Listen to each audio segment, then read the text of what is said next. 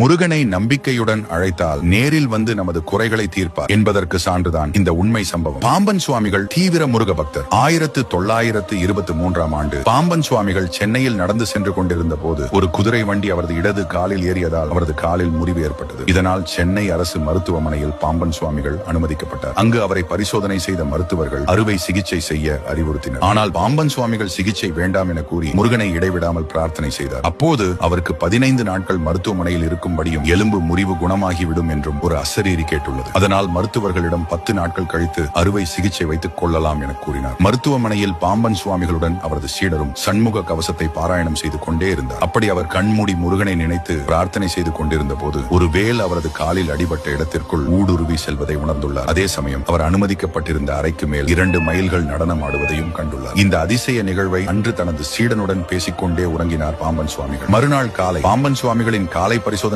செய்த மருத்துவர்கள் அதிர்ந்து போனார்கள். முறிந்து போய் இருந்த எலும்புகள் விபத்து ஏற்பட்ட சுவடே தெரியாமல் குணமாகி இருந்தன. இது நிச்சயம் முருகனின் செயல்தான் என்று மருத்துவர்களே